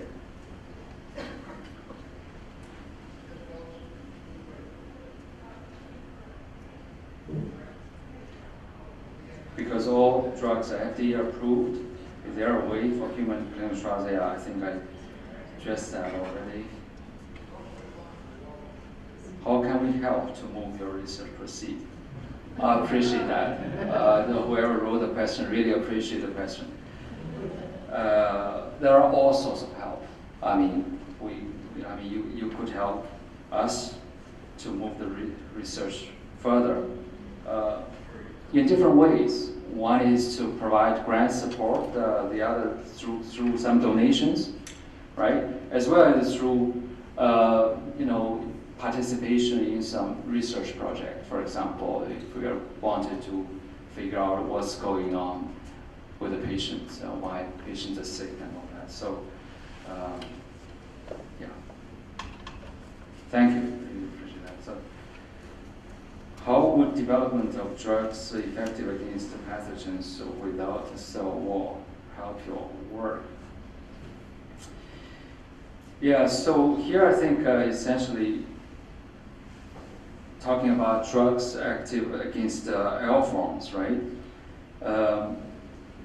But I think these drugs active against L forms is actually somewhat controversial because the L forms itself is quite controversial. We've actually done studies with L form bacteria. In fact, that's got us into Lyme field because we were working on L form bacteria of E. coli when I got a call from a Lyme disease foundation saying, well, we have persistence problem with Borrelia in Lyme field, and they offered to provide support. So our initial project in Lyme research is to work on Borrelia L-form bacteria, but we failed. It's very difficult. So why? Why? Because the organism very difficult to grow. So on agar plates, so L forms are typically grown on L form on agar. This semi-solid agar with osmoprotectant. When we try that very hard, then the amount of material we got is very small. It's not enough, not sufficient to allow us to do molecular tests, unfortunately. But we were able to look at the persister pathways using antibiotic-treated persister forms. So even that is not very easy because after you treat with antibiotic, there's only a small number of bacteria left. I mean, that is quite challenging as well. You have to work with a small number of cells. How a biofilm round body is different from persisters? Are they the same? Well, the biofilm is actually just a part of this persister continuum. So there are different kind of persisters, as I mentioned. There are the spiraketal form of the persisters, round body form persisters, microcolony form of persisters, biofilm form of persisters. So it's a very heterogeneous. Okay. What are the challenges in developing an oral form of the daptomycin? That's a very good question. Daptomycin is an IV drug, and in fact, I work with a collaborator at Yale who is good at doing nanoparticle drug delivery. We're going to try to get daptomycin into an oral form with nanoparticles. So that's work in the plan, but not yet started. So scientists at Stanford found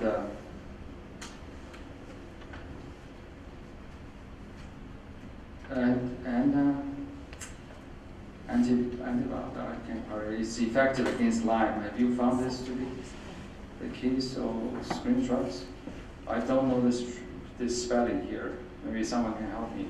Actually, it's antabuse, the alcohol abuse drug. Yeah. Well, we have, you're talking about disulfiram. Yes. Yeah. Disulfiram, we tried, is not very effective.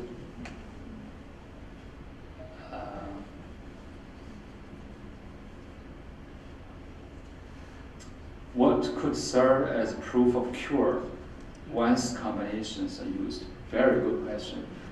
Yeah. So, unlike other infections, we can't rely on this relapse, finding the organism being as a cure, right? So we have to really rely on patient symptoms, signs, as well as perhaps some biomarkers. There are some studies done by John Alcott's group where they found CCL19 that seems to be one biomarker associated with persistent form of the disease. So there are some biomarkers that may be used, to monitor treatment response. How many more do we have? I think that's about it, right? Two more. Because I have some trouble reading the handwriting, so that's why I'm a little slow. So can't culture Borrelia, how can is that yours? Yeah, the question was second generation sequencing. Are you Oh, yeah, well, second generation sequencing will not solve the problem of diagnosis. It is not solve the problem of Lyme diagnosis, but maybe help to solve the co-infection, opportunistic infection issues in the blood. So the last one, again, I can't quite read the handwriting. Artemisia. Oh, artemisia isn't regulated. How do you know? Dr. Zhang, I'm sorry, my handwriting is horrible. I apologize. Okay, so artemisinin is something that people saw from the Asian countries for using for babesia and malaria, but I don't think it's regulated, is it? I had to give it to my daughter, and I was scared the whole time I was giving it because I didn't know what was in that pill. It wasn't regulated, but it's still accepted here. So is that an okay thing? And what's your take on that? I thought the things we take needed to be FDA regulated so that we knew what it was made of. Well, yeah, I'm sorry, I can't answer that question because I don't treat patients, and that's really up to the physician, I think, who prescribed the drug. Yeah. All right, thank you very much for your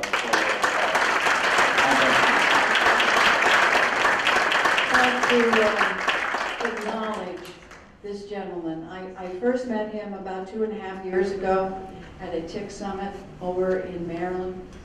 And it was really strange because I had heard that he had some research out, never met him, came in, We were at a lunch break, and I sat down next to a gentleman, and were having a long conversation. And somewhere during that conversation, I asked him his name, and he said, it's Ying Zhang. And I said, oh my goodness. I was so excited because this was the researcher that I was hearing all about. And I very quickly said, I would love to have you come to Sibley Hospital and present to people who are really interested in your research. And he very quickly, without a second thought, said, I would love to come. And he's a very, very humble man and a very caring man. And I'm so, so honored that he came here today to be with us, all the way from Baltimore. It took 2.5 years to get him here, not because he is busy. He speaks everywhere. He was at ILADS last week up in Philly, and we saw each other there, but it's because we finally got this room that we could have, the kind of space that we needed to honor him. I would like to have our board to come up here really quickly. Everybody that's a member that's here today from NatCap Lyme, we would like to give Dr. Zhang a award. I will say, Dr. Zhang, there's only 2 of these out there. You're going to be honored to have one of them. Dr. John Alcott has the other. This is something that we have made up specially. I don't know if you can tell what this is, but this is to resemble a spirochete. Yeah, you want to hold it, Nancy? It's a round body form. Yes, I knew you would recognize that. And what it says it is the Research Achievement Award presented to Ying Zhang, MD, PhD, November 13th, 2016, and it is from the National Capital Lyme Disease Association. Our emblem is on the other side. Now, this is from all of you who are associated with this organization, our organization, and also we would like to give you a donation. It is here somewhere, Dr. Zhang, in an envelope.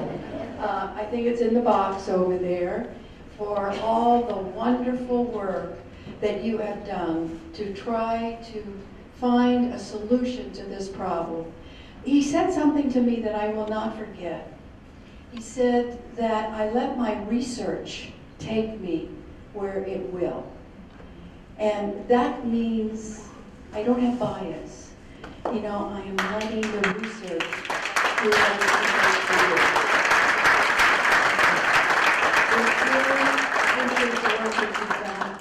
We wish we could give you more, but it's sort of like Bernie Sanders says. I don't know where you fell in the election, but Bernie said the $5 donations, the $25 donations, they add up.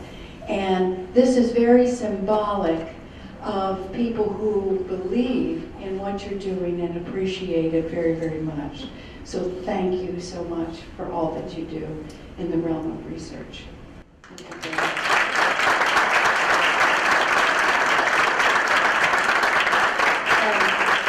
I will say, this is what your donations go for, to create this kind of research and work towards finding a cure for this disease.